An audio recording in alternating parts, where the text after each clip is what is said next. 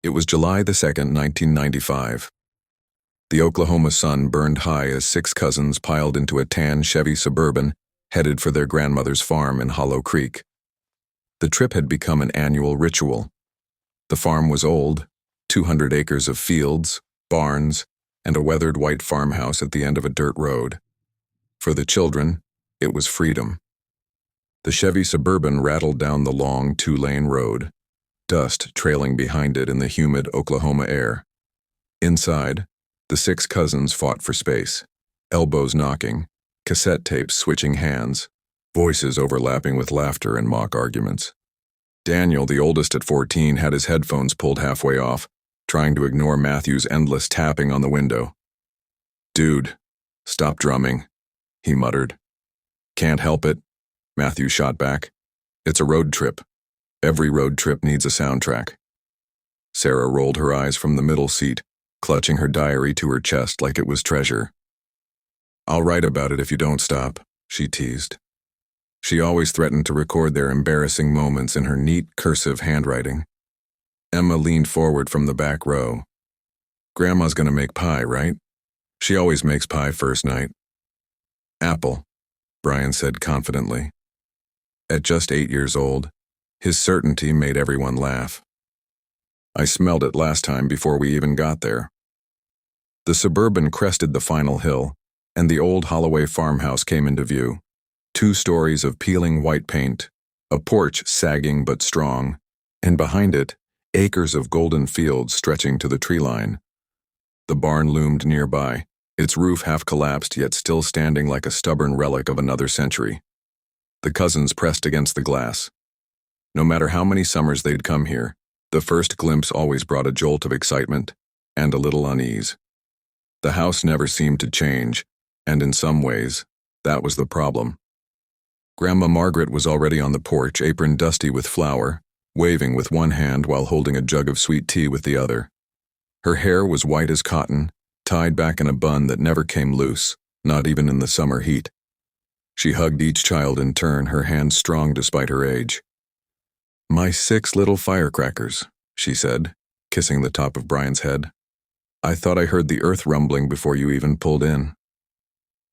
Inside, the farmhouse smelled of cinnamon, wood smoke, and dust.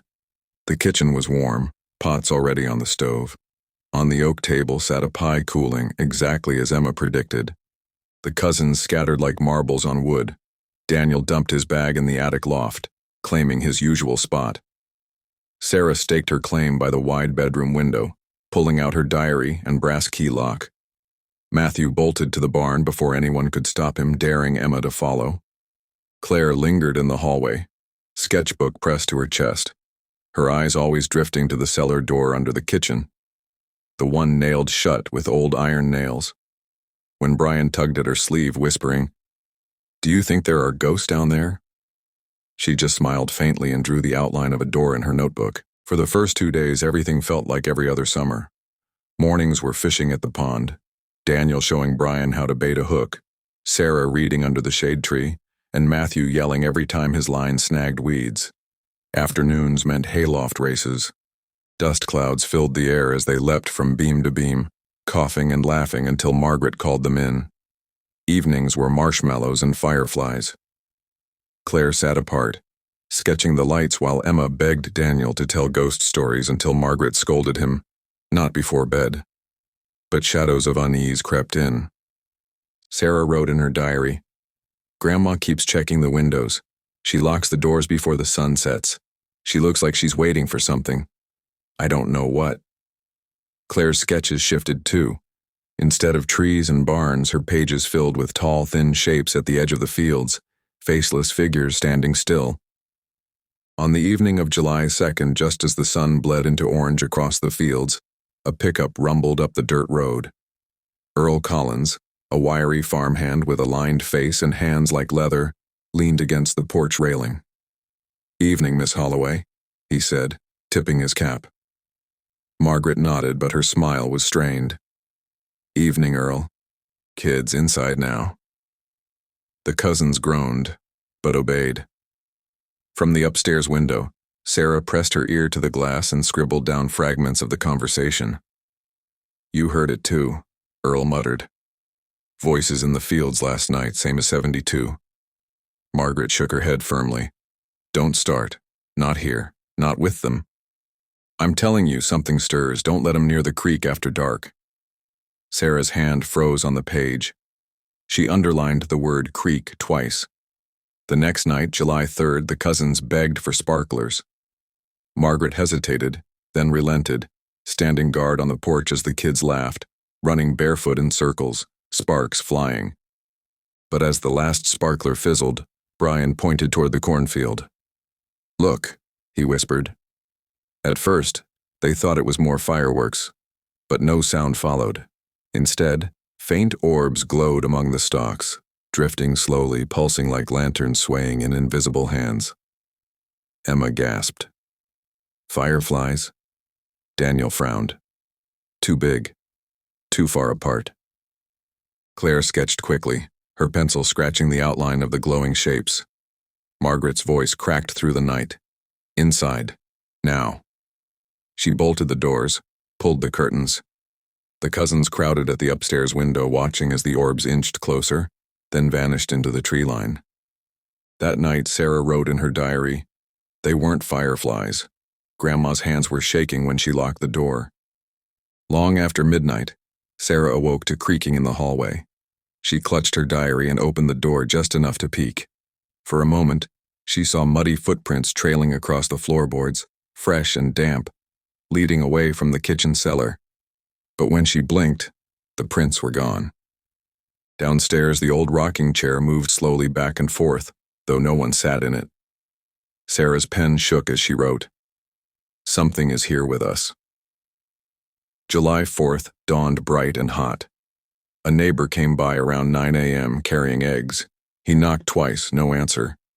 Through the window, he saw plates of breakfast cooling on the table, eggs scrambled, biscuits buttered, glasses of milk sweating in the heat. The chairs were pushed back, as if everyone had risen at once.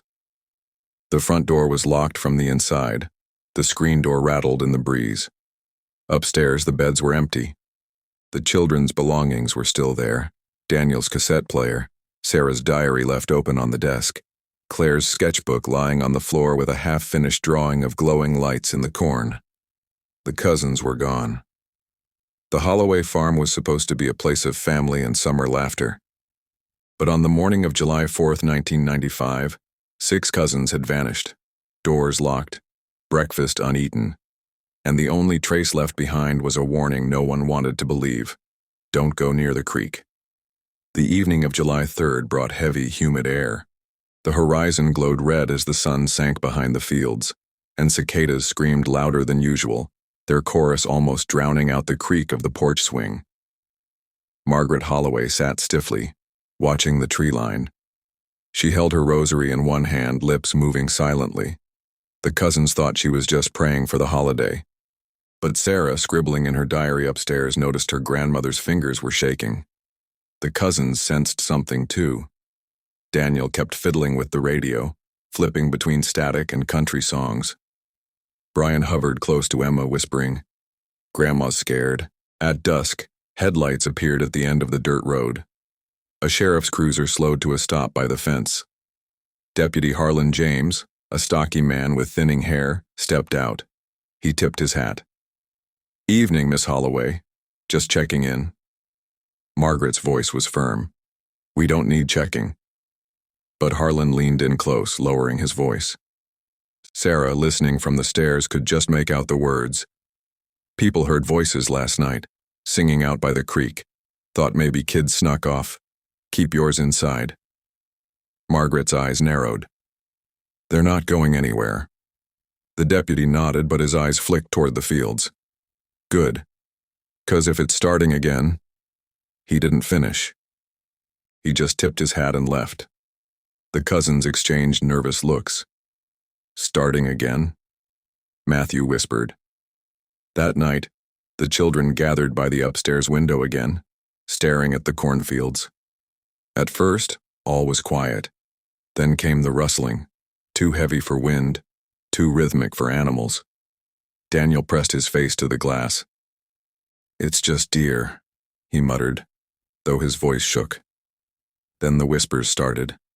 Faint, drawn out, as if carried on the wind. Voices that didn't belong to any of them. Words they couldn't make out. Syllables broken by distance but distinctly human. Claire clutched her sketchbook, drawing blindly in the dark. When Sarah lit a flashlight, the page showed crude outlines of tall, thin figures, their mouths wide, as if singing. Margaret burst into the room, slamming the curtains shut. Her face was pale, her voice sharp. No windows, no doors, and no one goes near the creek. The cousins started to protest, but her voice cracked like a whip.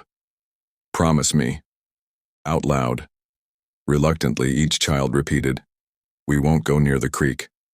But Matthew smirked. "What's so special about the creek?" he whispered to Daniel later. "We should check it out." Sarah overheard, her stomach turning cold. That night, while the others drifted toward sleep, Sarah crept downstairs. She couldn't stop thinking about what Margaret and the deputy had said. In the parlor, tucked behind a row of dusty Bibles, she found an old leather-bound journal. The cover bore the initials J.H., her great-grandfather James Holloway. Flipping through, she froze at a passage dated 1911. Voices in the fields again.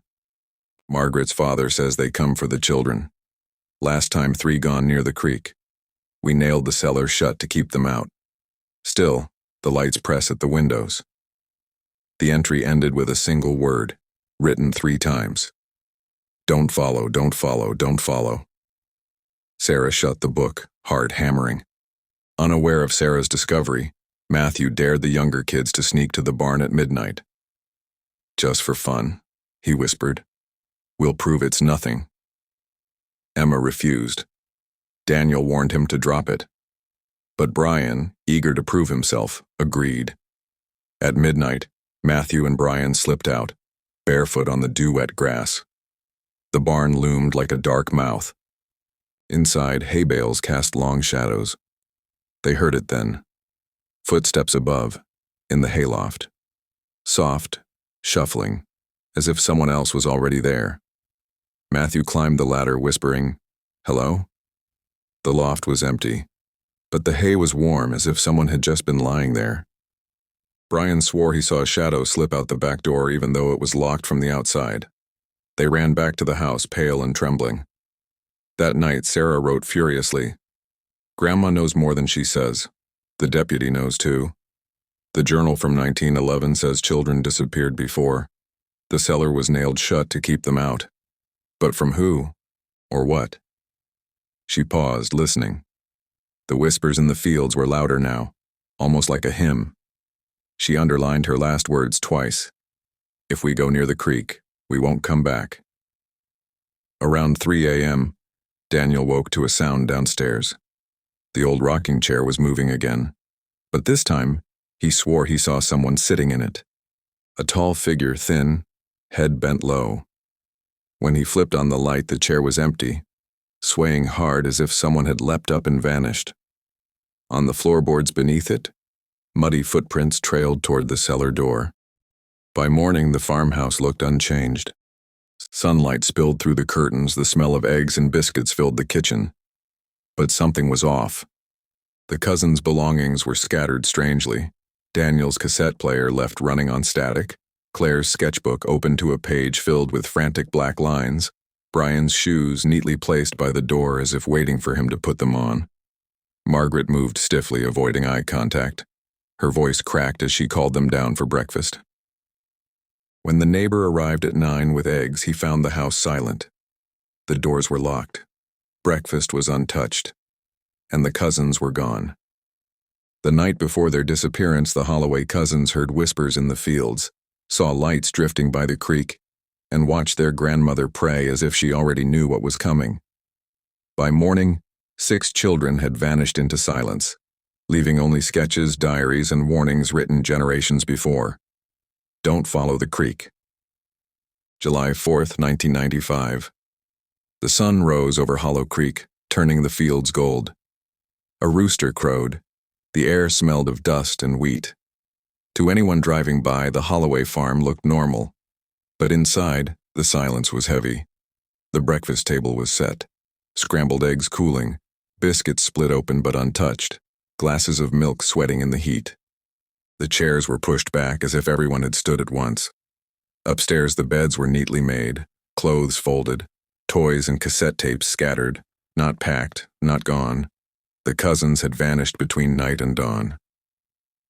At 9:15 a.m., neighbor Earl Collins arrived with a basket of eggs. He knocked twice, then louder. No answer. He peered through the window. The sight of breakfast uneaten made his gut twist. He tried the door, locked, from the inside. "Margaret?" he called. Silence. Circling the farmhouse, he found no open windows, no signs of forced entry. Only footprints in the dirt, dozens of them child-sized, trailing toward the cornfields, and stopping abruptly at the edge, as if the children had walked into the rows and never come out. Earl dropped the basket, eggs shattering, and ran for the sheriff. By noon, Sheriff Dan Riggs and Deputy Harlan James were on scene. The farmhouse was swarming with locals, whispering, crossing themselves. Riggs forced the door open. He froze at the table. "Looks like they just got up mid-meal." In the parlor, he found Margaret. She was sitting in the rocking chair, rosary clutched so tight her knuckles were white. Her eyes were glassy, unfocused. "Where are the kids, Margaret?" Riggs demanded. She whispered only one word: "Creek." By afternoon, volunteers formed search lines through the fields. Dozens of townsfolk combed the rows of corn, calling the children's names. At the creek, they found small shoes scattered on the bank. Brian's sneakers, Claire's sandals. They looked as though they'd been placed neatly, not lost. One deputy swore he heard laughter upstream, but when the team followed, there was nothing. Only water rippling over stones, and cattails swaying, though there was no wind. Dogs brought in from the next county refused to cross the creek. They whined, pulled back, tails between their legs. That evening, Sheriff Riggs discovered Sarah's diary upstairs, left open on her desk. The last entry read, "If we go near the creek, we won't come back." The ink trailed off mid-stroke. Riggs closed the book slowly. "God help us," he muttered. By nightfall, Hollow Creek was in chaos. Parents pulled their children indoors, locking doors and windows. Church bells rang as Father O'Donnell led an impromptu service, praying for protection. Whispers spread. "The Holloway curse is back." Voices in the fields again. "The creek takes who it wants." Old-timers remembered the stories from the 1930s. 3 children gone missing near the same creek, never found. Their names carved into the church wall, always fresh as if someone re-etched them each year. Now 6 more were gone. Deputy Harlan questioned Margaret that night. "Did you see anyone? Hear anything?" Margaret's voice was brittle. "I told them not to look at the lights. I told them to stay away from the creek, but children don't listen." "Lights?" Harlan pressed. "What lights?" Her lips trembled. "Lanterns, just like before." She refused to say more. On July 6th, with no leads and national headlines buzzing, the FBI was called. Agent Robert Keller arrived, suit immaculate, eyes sharp. He met with Sheriff Riggs at the farmhouse. "This isn't a runaway case," Keller said flatly, scanning the diary and the shoe evidence. "This is containment. The question is, contained by what?" Riggs frowned. "What the hell does that mean?" Keller only shook his head. "We'll keep this quiet. For now." During the sweep of the farmhouse, an agent found something odd in the kitchen wall, a hollow space behind old plaster. Inside was a ledger, dates, names, strange marks, pages listing disappearances going back decades, 1911, 937, and 1954, each with initials of children, always near the creek. And one page marked 1995, with 6 names already written. The last column was left blank. On the 3rd night of searching, volunteers camping near the creek swore they heard children singing. A lullaby, soft and broken. "Come to the water, don't be afraid." One man followed the sound into the reeds. He wasn't seen until dawn, wandering out barefoot, eyes glassy, muttering only, "They're still here." He collapsed, and when he woke, he couldn't remember what he'd heard. By the end of the first week, 6 cousins had vanished without a trace. The farm was sealed as an active crime scene. Margaret was taken to live with relatives, her mind slipping into silence. The FBI boxed up Sarah's diary, Claire's sketches, the ledger from the wall. But one thing became clear. The Holloway farm wasn't just the scene of a disappearance. It was part of something older, darker, and far from finished. By July 1995, the Holloway cousins had become another entry in the town's long haunted history. Shoes by the creek, diaries warning of lights, a ledger listing names before they were even gone. And yet, no bodies, no answers. The case grew cold, until nearly 3 decades later, when the farm revealed what it had buried beneath its walls. It was late spring 2024. The Holloway farm had stood abandoned for nearly 3 decades, its windows shattered, paint peeled to gray. Weeds swallowed the porch steps. The barn leaned precariously, its roof sagging. Locals avoided the place, whispering it was cursed. Developers had purchased the land with plans to demolish the farmhouse and rebuild. But before any work could begin, construction crews stumbled onto something buried. The county called the FBI. And just like that, the case of the Holloway cousins was pulled from the shelves of cold files and placed under hot lights once more. Agent Rebecca Hayes led the reopening. A woman in her 40s, sharp-eyed, scarred by old cases. She had grown up not far from Hollow Creek and remembered the headlines from 1995. 6 cousins gone.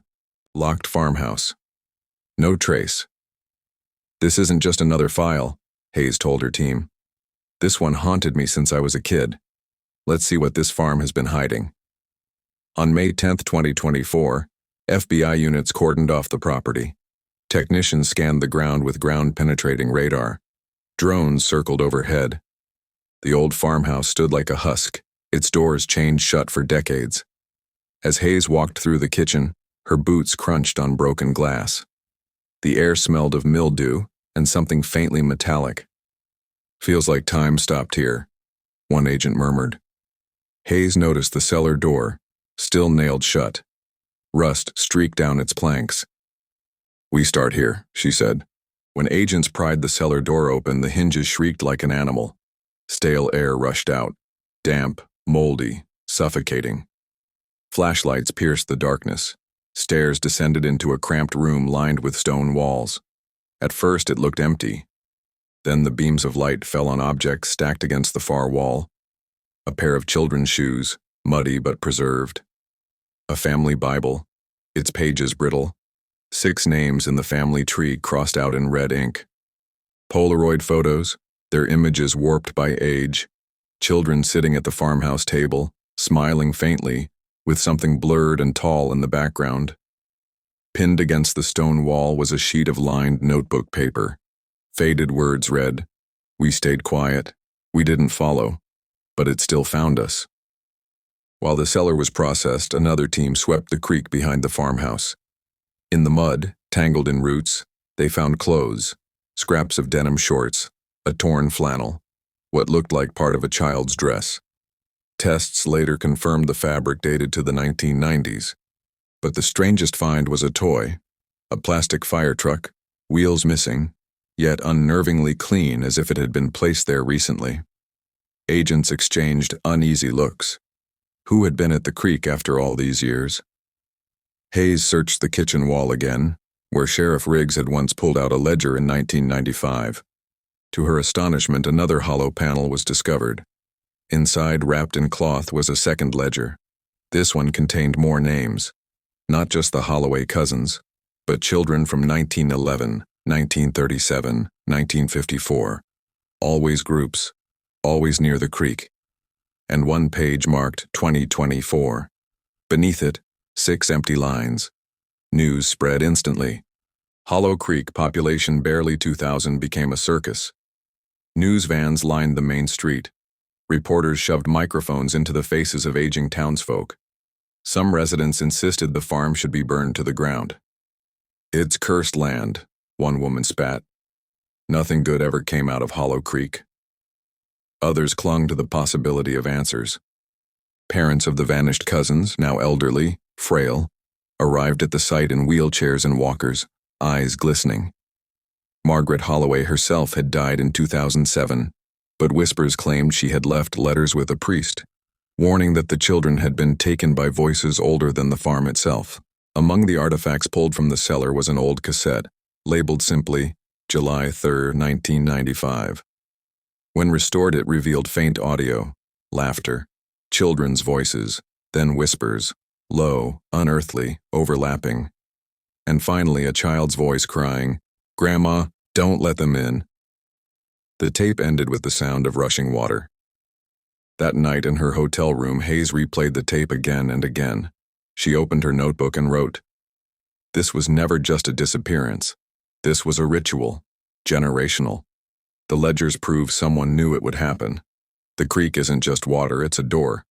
Question is, who's been opening it?" She underlined her final line 3 times.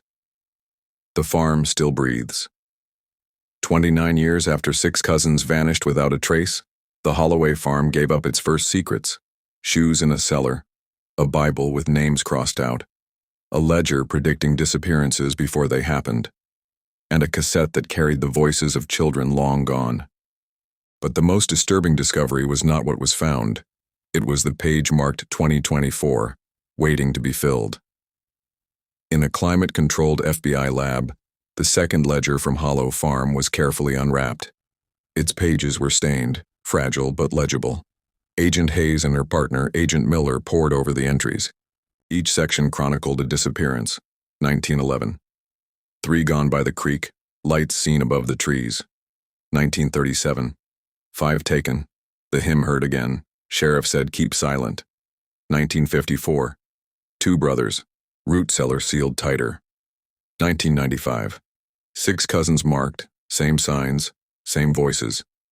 Each entry was written in a different hand, across decades, as if the ledger had passed from one keeper to another, each continuing the grim record.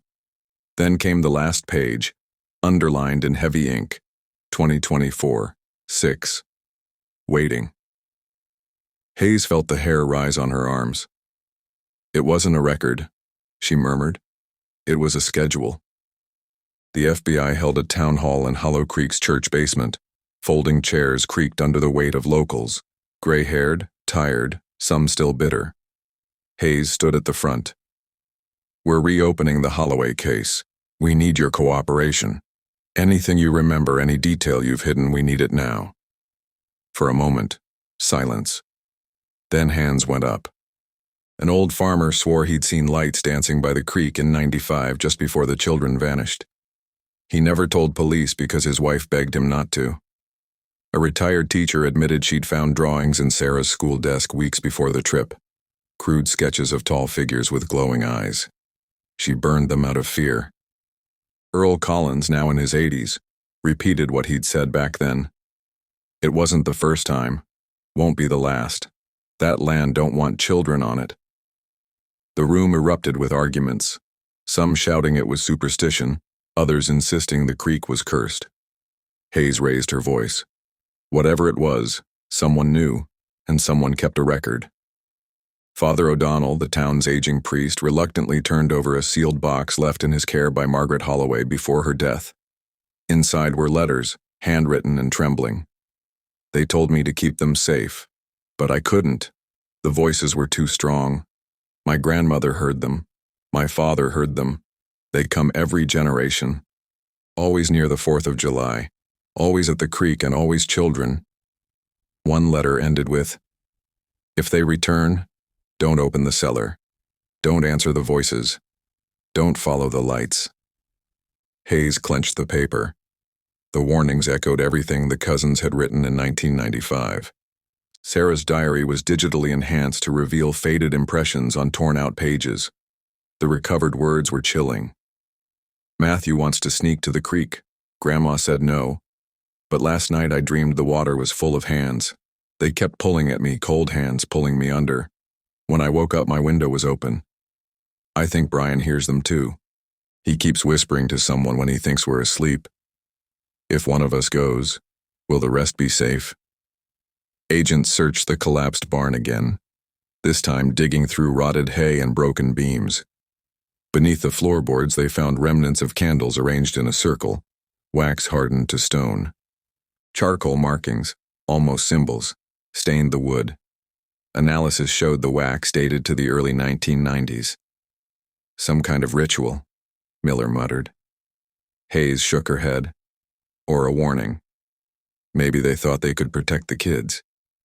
But who had drawn the circle? Margaret, the cousins, or someone else? When Hayes requested the 1995 sheriff's files, she noticed something odd. Deputy Harlan James's reports ended abruptly. No transfer, no retirement. Just gone. Locals whispered he had left town weeks after the cousins vanished, muttering he'd seen too much. An old clerk admitted privately that Harlan had filed one last report, sealed immediately. It described hearing children's voices in the corn at night, followed by a figure taller than any man, standing at the creek with lanterns in both hands. The report ended with the words, "One child spoke back." To everyone's shock, a new witness emerged. Lila Jennings, once a teenage babysitter who lived near the farm, confessed she had snuck out with friends on July 3, 1995. They dared each other to walk past the Holloway fields. "We saw the lights," she admitted, trembling. "Dozens of them moving in rows like they were marching. We heard singing, but not from the kids. Deeper, older. My friends ran. But I swear I saw one of the cousins, Claire, standing at the window looking right at me. She opened her mouth, but no sound came out. Just light." She had never told anyone, out of fear she'd be blamed. That night, Hayes sat in her motel, papers and photos spread across the bed.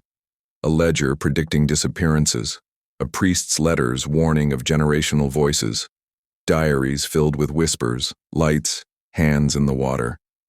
A witness seeing Claire glowing at the window. She whispered into her recorder, "This was never random.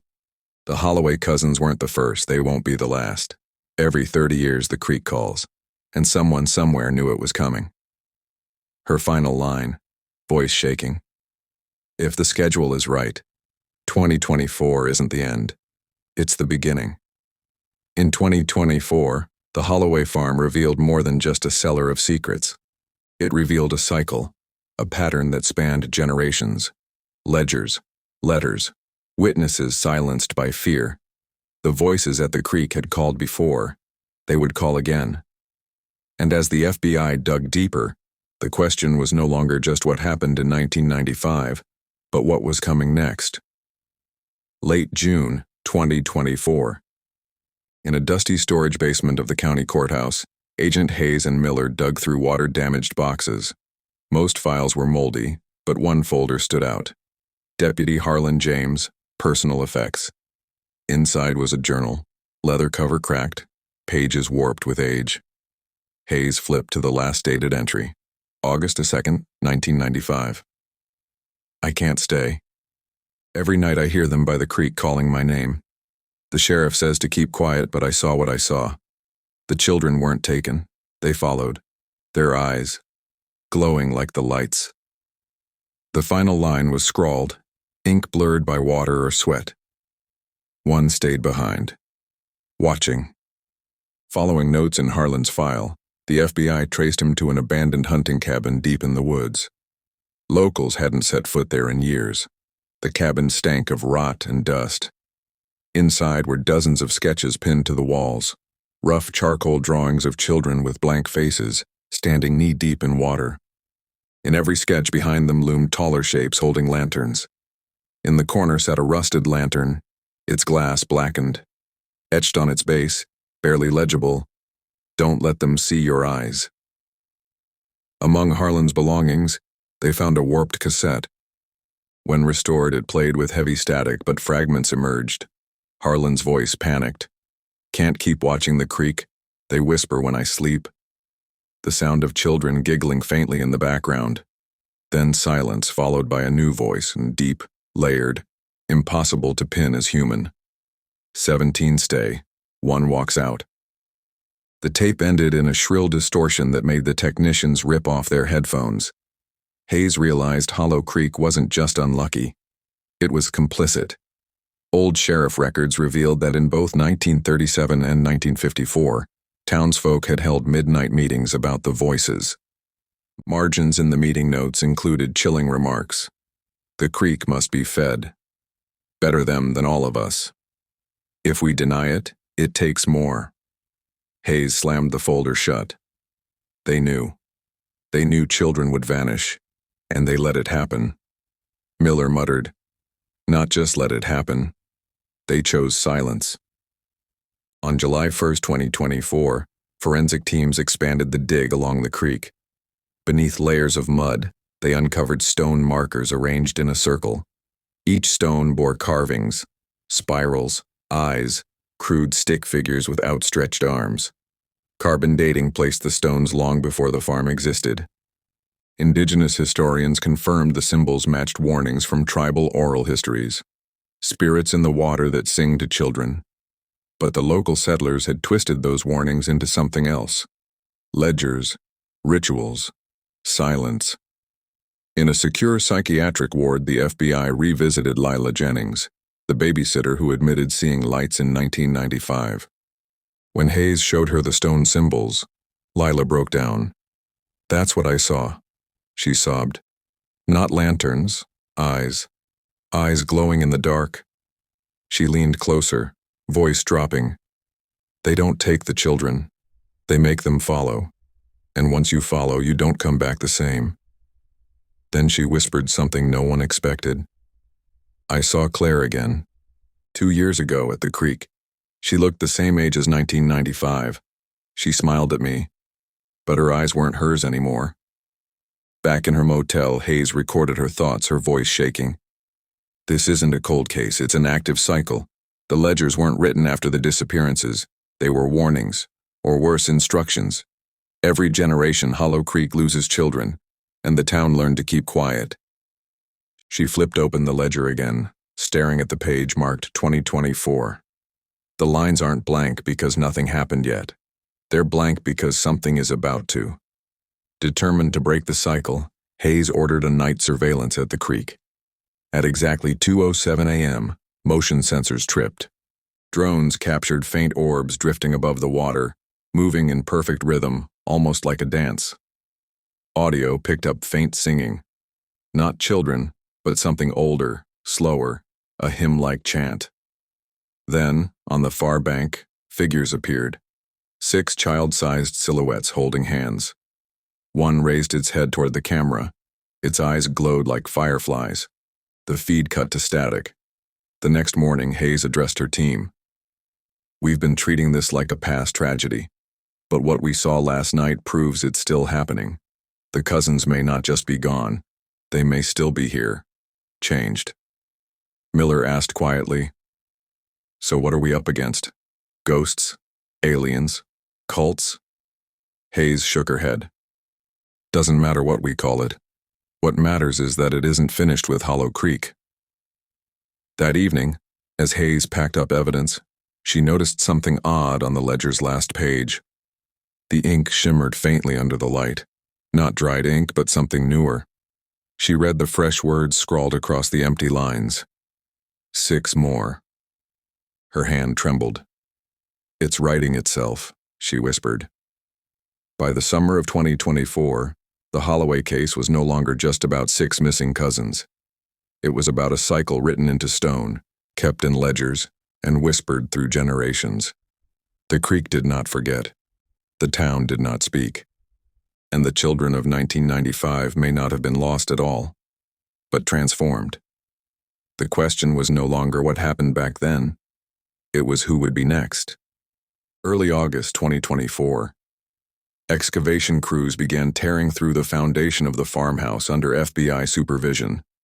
Hayes stood by as machines unearthed stone, timber, and mud that hadn't seen daylight in a century. At 12 feet down, the diggers hit a chamber sealed with limestone blocks. It was not on any blueprint. When agents pried it open, a rush of air came out, cold, metallic, like a cellar left untouched for decades. Inside, wooden crates stacked neatly, rusted lanterns, dozens of them, their glass cracked. and at the center a child's dress draped over a stone chair. The dress was pink gingham. Tests confirmed it belonged to Claire Holloway, age 10. Hayes felt her chest tighten. The cousins hadn't simply disappeared into the night. They had been taken underground. In one crate, agents found a bundle of Polaroid photographs. The first few showed the cousins, alive, inside the farmhouse kitchen, smiling nervously.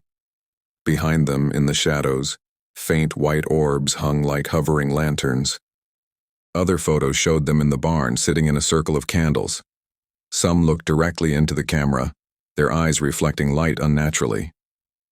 The final Polaroid froze everyone, 6 children standing knee-deep in water at the creek, their faces blank, their eyes glowing faintly white. A caption scrawled on the bottom read, "Lesson complete. July 4th, 1995. 2 days later, a tip came from a hospital 60 miles away. A middle-aged man had been admitted after being found wandering the highway barefoot, clothes drenched. He claimed his name was Matthew Holloway.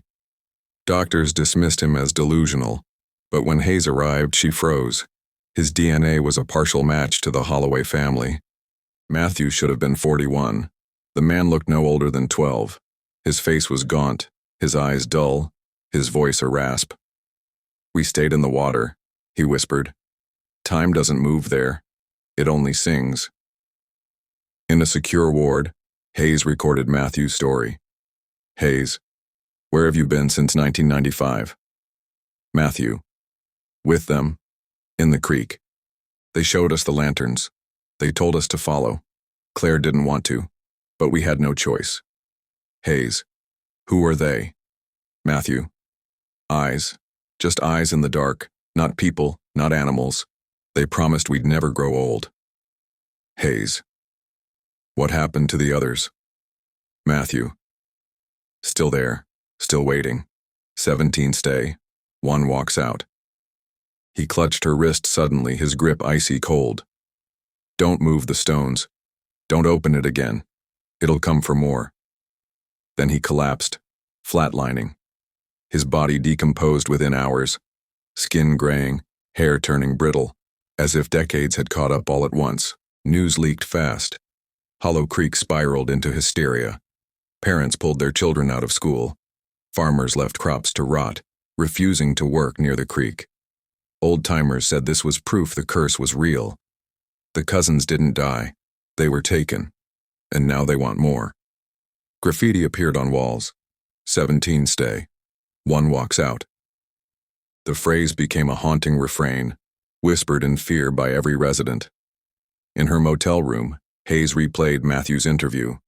His words echoed with the ledger entries, the cassette voices, the Polaroid captions. Lesson complete. 17 stay.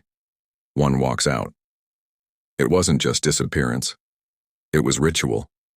Selection. Hayes scribbled in her notebook. "This isn't a haunting, it's an exchange. Children are taken. 1 is returned. That's why the ledgers always knew the number. It was never random." She underlined her final words. "And the cycle isn't finished." On August 12th, Hayes led a surveillance operation at the creek itself. Floodlights illuminated the banks. Sensors tracked every ripple. At 2:07 a.m., the water began to glow faintly. Agents reported hearing faint singing, like children reciting a nursery rhyme. Then the floodlights flickered, and 6 figures appeared midstream. Children, holding hands. One of them stepped forward. It was Claire, unchanged since 1995. She looked directly at Hayes. Her lips moved silently. Then her voice echoed inside every agent's head. "We're still here." The floodlights exploded. When power was restored, the creek was empty. No children, no singing. But in the mud at Hayes's feet lay a Polaroid. It showed her team standing by the creek, taken from the perspective of the water. On the back, scrawled in wet ink, 6 more. Hayes dropped it, heart hammering. Nearly 3 decades after 6 cousins vanished, the Holloway farm revealed its darkest secret. The children were not lost. They were taken, preserved, bound to the creek.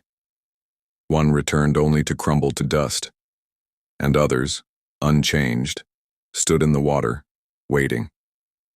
For the FBI, the case was no longer about solving a disappearance. It was about stopping the next. August 13th, 2024. News of the creek sighting broke despite FBI's efforts to contain it. Headlines read, "Ghost Children at Hollow Creek?" Social media exploded with blurry clips leaked by an agent's body cam. The footage showed silhouettes in the water, children holding hands, eyes glowing. The town erupted in panic. Parents packed their cars overnight, fleeing Hollow Creek. Churches overflowed with frightened families. Sheriff's deputies were overwhelmed by calls. Lights outside my house. Voices in my cornfield. My daughter says Claire talked to her through the window. The Holloway case was no longer a secret. It was a crisis. In the farmhouse turned command center, Hayes slammed a Polaroid on the table, the one she'd found at her feet, taken from the water. "Someone, or something, is documenting us," she said, voice sharp. Miller muttered, "Not just documenting, choosing. 6 more. Another agent asked, "So what are we dealing with? Ghosts? A cult?" Hayes shook her head. "Doesn't matter. What matters is the pattern. 1911, 1937, 1954, 1995. Every generation, children are taken. One is returned, until the balance is restored." She paused. "And now the ledger has written 2024, which means it isn't done." In Hollow Creek, fear turned neighbors against each other. Some demanded the FBI burn the farmhouse and salt the land. Others accused the government of covering up experiments, claiming the children had been fed to something in the creek for decades. A handful gathered at night, leaving offerings, bread, toys, coins, by the creek, praying it would spare their families. Hayes watched, heart sinking.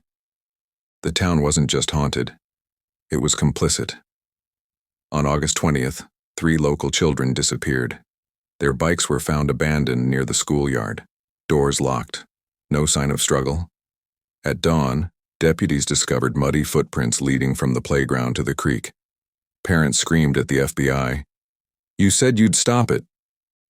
Hayes could only whisper, "The cycle's begun again." Desperate, Hayes reread Margaret Holloway's letters. One line stood out. "If they return, don't open the cellar. Don't answer the voices.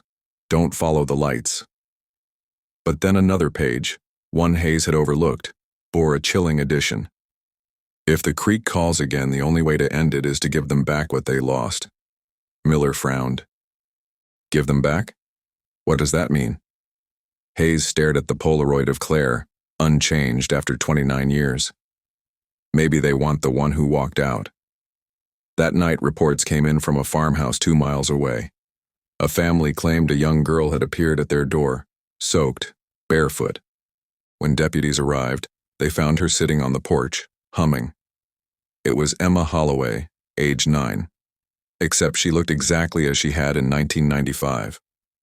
DNA confirmed the impossible. It was her. When questioned, she repeated only one phrase. "The creek isn't done. One more. One more." Emma was placed under medical observation. She ate little, spoke less, but at night she whispered to unseen figures in the room.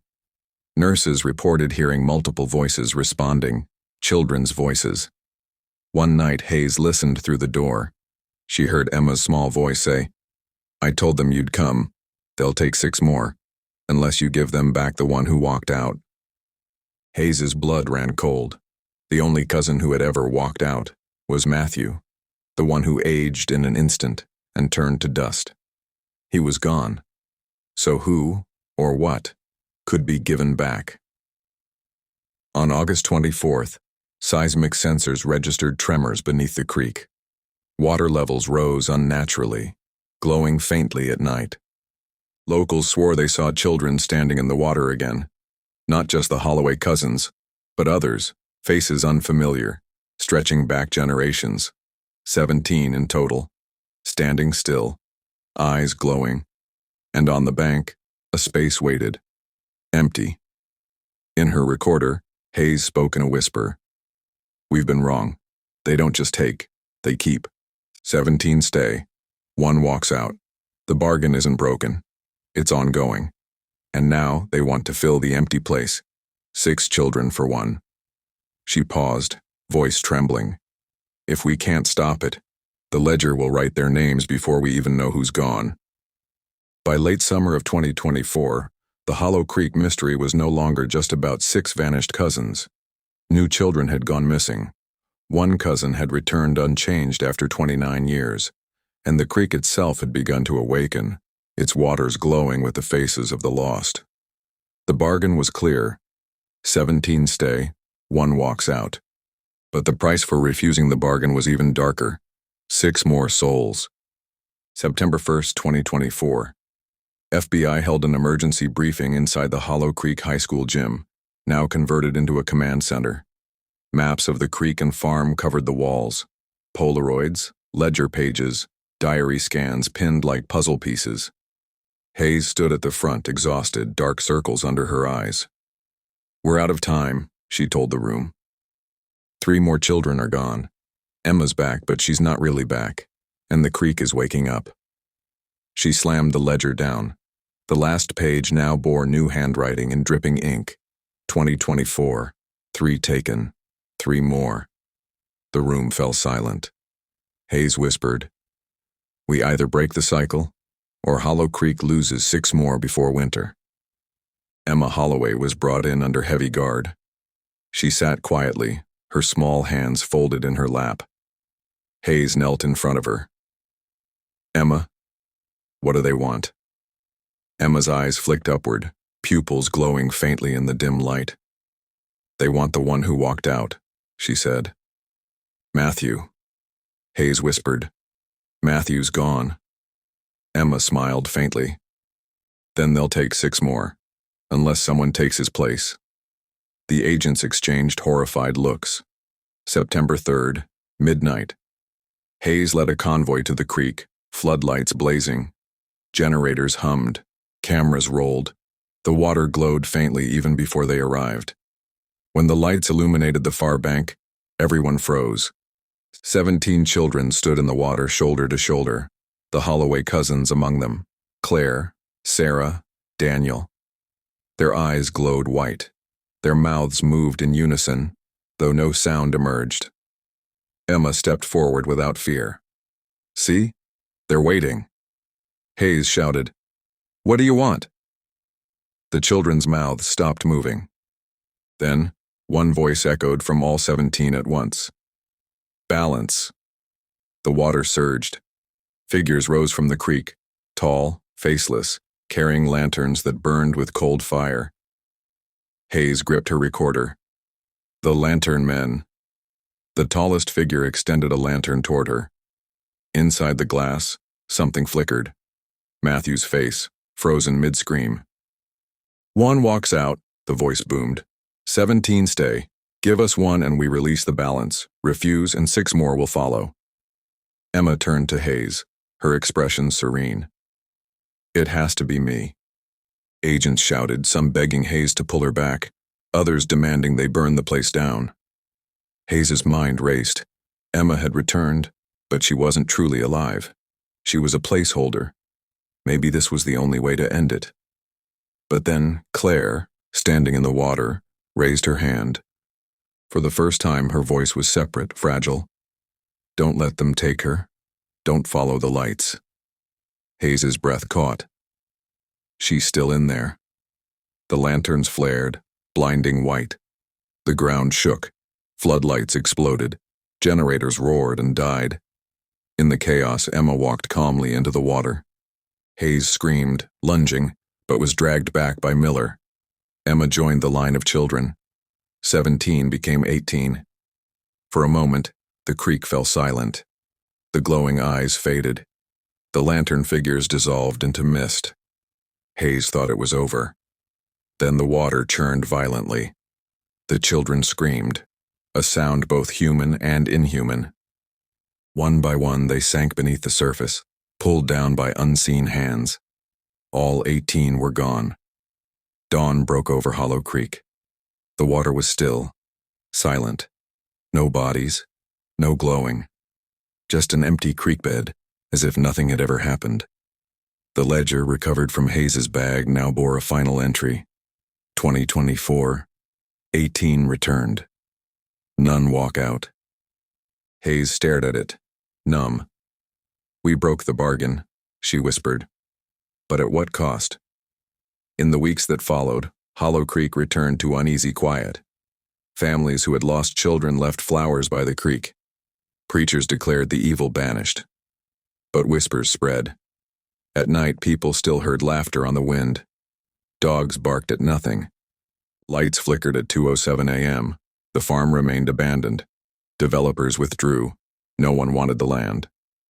In October 2024, Hayes recorded her final message before turning the case over to Washington. "We ended something that's been happening for over a century. The cousins, the other children, they're gone now. Maybe free, maybe not. The creek is silent for now, but I can't shake the feeling we didn't stop it. We just changed the rules." A pause. "If another ledger is found, if more names appear, don't follow the lights." The tape ended with faint static, and in the background a child's voice whispering her name. Christmas Eve 2024. A family driving past Hollow Farm slowed when their headlights caught movement. In the snow-dusted field stood children, hand in hand, their eyes glowing faintly in the dark. In the middle was Claire Holloway. She raised one hand in a silent wave. Then, as the family watched in terror, the figures dissolved into mist, leaving only footprints in the snow. In 1995, 6 cousins vanished without a trace. In 2024, the farm revealed its secrets: ledgers, letters, and a bargain older than the town itself. 17 stay. 1 walks out. But when the cycle was broken, the children were swallowed whole. The creek is quiet now. But in Hollow Creek, silence has never meant safety. Because some warnings never fade. Don't follow the lights.